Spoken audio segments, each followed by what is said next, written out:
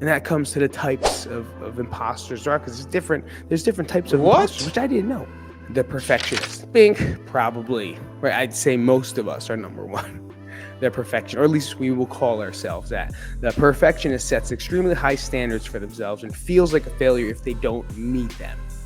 Goal lists, checklists. We talked about this in 2-3 episodes ago. And it's just like we never feel like we are enough. We never feel like we're worth it. We never feel like we ever do anything correct until it's super perfect, until we get 100 on the test. It's almost like you go back to the days of grade school and even maybe middle school for some people, and fuck you, high school too. And you would get the 100% smiley face sticker. And nothing felt better than getting an A+. But you strive always, and sometimes you try your best and you just get a B-, a B-, a B+, a C, an F. Now you feel like shit and you keep working until you get that A+, and it just beats you up. Because you have to be perfect and you have to get that number and you have to do as well as you can. But sometimes we're not there. You know, the perfectionist characteristic is just one of those, it's imaginary. Because there's no such thing. Right? As much as we try to think of ourselves as perfect, we are not. You're always going to have a fucking pimple. Your ass is going to smell. And sometimes a little piss dribbles on your underwear. It's going to fucking happen. You're not perfect. And if you think you are, well, you're going to be in a long line of torture for the rest of your life. Because it's very hard to live mentally strong when everything has to be perfect. And then some people say, oh yeah, my OCD. Right here all the time, my OCD. And yeah, I know this. I don't want to discredit anyone that has OCD. But you got to kind of let go sometime. And you have to work at being maybe not perfect and accepting the fact that you are not perfect. And maybe your obsessive compulsive behaviors may take over. But that's why you have skills and other things you can do, CBT, DBT, to kind of like ride other ways out in order to manage the life or emotional waves that you go through. Number 2 is Superwoman, Superman. Feels a need to excel in all areas of life and fears being exposed as inadequate. Did you ever think about that? Especially in social media? How many times have you never posted something mediocre that you've done? But you only post the fucking cool thing. Or you take down the thing that didn't look as cool as you thought it was going to look. We've all done it. There's millions of people taking selfies out there 3,000 times to get the perfect angle, the perfect light, the perfect shade, and the perfect filter. To create this act of perfectionism when it's not. It's altered. Right? You're trying to create this facade of a person that doesn't even exist because you want more and we want to be better. We want to be more beautiful and more handsome and more stunning so other people will like us. The question to me, or the question for me, is do you like yourself? I want to challenge you on that one. The superhero, superwoman, do you actually like the person that you are? And can you accept the fact that maybe you don't need a filter? That you don't need 1,000 shots? That you actually don't even need a fucking selfie?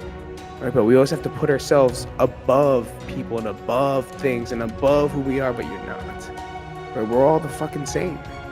I'm not saying it's bad to strive to be it. I'm not saying it's wrong to want to be Superman. Fuck, that'd be great. But we can't beat ourselves up and keep downsizing ourselves over and over and for our real self. You know what I mean? Whenever someone puts a filter, you are downplaying your real true self. You are saying that you are not good enough. What about it? If you don't like it, don't post it. If you don't want it to be seen without being altered, don't do it. Because subconsciously, you're telling yourself that you actually don't love yourself. You actually don't like yourself by covering things up or making things perfect or using Photoshop to make it cooler. If you're a fucking model, yeah, and you're selling products, okay, whatever, do it. But as a natural, normal human being, it just shows that you're beating yourself up. And maybe work at not having to cover up all the time and trying to be someone that we're not.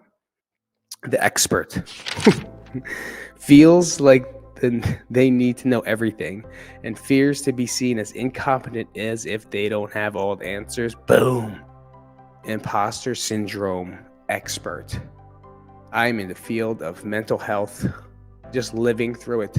I'm in the field of strength training and working out and exercise, phys, and biomechanics.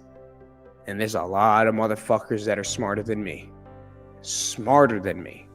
Back in the day, I used to Google stuff and research things before I would make videos, not really even knowing the facts and the truth, and just stating it as is. And you get a lot of those experts now, right? They listened to the carnivore people, and they listened to the vegan people, and they listened to Dr. Berg, and they listened, and everything is so fucking overwhelming because there's so much information from so many quote unquote experts. No one knows the actual truth. No one understands clinical trials. No one knows actual case studies. They just go off what they hear on the internet and they perceive it to be true. When yes, it may be true, but is it true to you? Is it something that you need? Is it something that you're going to follow? Is it something that you actually have an idea about? No, and a lot of the trainers out there just kind of mimic what people hear and say on the internet, and then deliver it to their clients. And I did that too. Right? I like it as collecting knowledge, but as I collect knowledge, I question, right? Everything. My one mentor, his name is Randy and Ted, right? Two elite fucking trainers in New York City. They were my first training mentors. Completely changed my life. Completely. And if they're listening right now, fucking, I can start crying and I want to hug you right now for completely changing my direction in life. Because they did. Because they're smart fuckers. And anytime I did something that I thought was good or thought was cool, exercise, they would ask me, why did you do that? And they're not doing it to be dicks, right? I mean, maybe a little bit. But they say, why are you doing that? And I would have to explain myself on why am I doing a single leg Bosu squat? Why am I doing a Bosu squat? This was in the exact time that kind of changed my life. So real quick, I was with a client, and it was probably my first or second week training at this new gym. It was called Club H in downtown Jersey City, borders out in New York City. And I put a Bosu ball, which is a half moon ball, kind of cushiony and squishy. I had the lady put one leg on top and the other one on the floor, and I made them do squats, 10 on one side, 10 on the other side. They didn't call me out during. When I was finished with the session, they asked me why I did that certain exercise. And of course, I got nervous and I choked. And I was like, because I want to make it this stability. Stability. That was like the big word back there. Stability. And they were like, don't you think the lady already has trouble with stability? I was like, oh, yeah. They said, wouldn't you want to start her in a stable position first? Creating stability, and then after that maybe progressing it to an exercise that will create instability. And I was like, yeah, I guess that makes a lot of sense, because everyone every day can't fucking stand on one foot, can they? Probably not, right? I want you to try it right now. Stand up, right? Stand on one foot, try to balance, and you want to make it harder? Close your eyes. It's fucking impossible, right? It's very, very difficult. It's what we do with a lot of athletes. You just close your eyes and it's as simple as that. It'll make you fall. But it helped me realize that sometimes we have to question things. And as the expert, I always want to know more. I always need to know what's the new thing and why is it happening. And sometimes I overwhelm myself and sometimes discredit myself to the things that I really do know. Because I'll say, I don't know everything. Or I'm not that good. I'm an okay trainer because I don't know everything.